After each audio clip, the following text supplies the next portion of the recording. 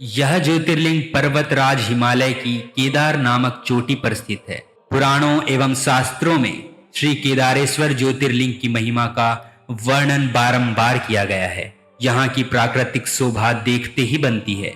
इस चोटी के पश्चिम भाग्य में पुण्यमती मंदाकिनी नदी के तट पर स्थित केदारेश्वर महादेव का मंदिर अपने स्वरूप से ही हमें धर्म और आध्यात्म की ओर बढ़ने का संदेश देता है। चोटी के पूर्व में अलकनंदा के सुरम्य तट पर बद्रीनाथ का परम प्रसिद्ध मंदिर है। अलकनंदा और मंदाकिनी ये दोनों नदियां नीचे रुद्रप्रयाग में आकर मिल जाती है। दोनों नदियों की यह संयुक्त धारा और नीचे देवप्रयाग में आकर भागीरथी गंगा से मिल जाती है। इस प्रकार परम पावन गंगा जी में स्नान करने वालों को भी श्री केदारेश्वर और बद्रीनाथ के चरणों को धोने वाले जल का स्पर्श सुलभ हो जाता है। इस अतीव पवित्र पुण्य फलदायी ज्योतिर्लिंग की स्थापना के विषय में पुराणों में यह कथा वर्णित है। अनंत रत्नों के जनक, अतिशय पवित्र, तपस्वियों, ऋषियों, सिद्धों, देवताओं की निवास भूमि पर्वतराज हिमालय के केदार नामक अत्यंत शोभाशाली श्रृंग पर महातपस्वी श्रीनर और नारायण ने बहुत वर्षों तक भगवान शिव को प्रसन्न करने के लिए बड़ी कठिन तपस्या की। कई हजार वर्षों तक वे निराहार रहकर एक पैर पर खड़े होकर शिव नाम का जाप करते रहे। इस तपस्या से सारे लोकों में उनकी चर्चा होने लगी।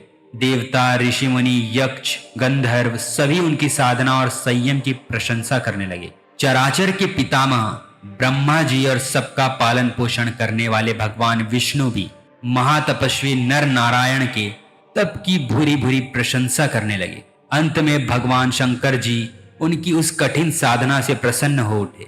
उन्होंने प्रत्यक्ष प्रकट होकर उन दोनों ऋषियों को दर्शन दिए। नर और नारायण ने भगवान भोलेनाथ के दर्शन से भाव विहल और आनंद विभोर होकर बहुत प्रकार की पवित्र स्तुतियों और मंत्रों से उनकी पूजा अर्चना की।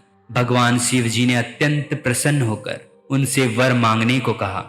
भगवान शिव की यह बात सुनकर दोनों ऋषियों ने उनसे कहा, देवाधिदेव महादेव, यदि आप हम पर प्रसन्न हैं तो भक्तों के कल्याण हेतु आप सदा सर्वदा के लिए अपने स्वरूप को यहाँ स्थापित करने की कृपा करें।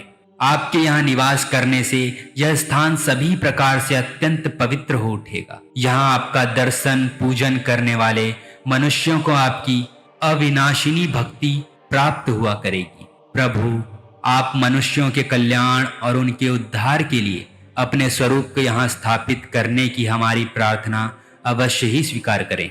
उनकी प्रार्थना सुनकर भगवान शिव ने ज्योतिर्लिंग के रूप में वहां वास करना स्वीकार किया।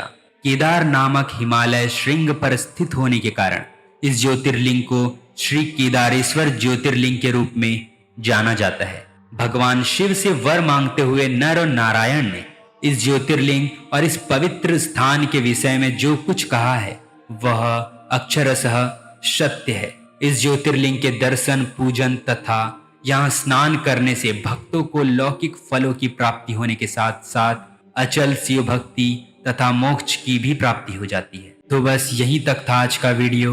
मिलते हैं एक और नए वीडियो के साथ। तब तक के लिए बी सेफ। जय हिंद। धन्यवाद।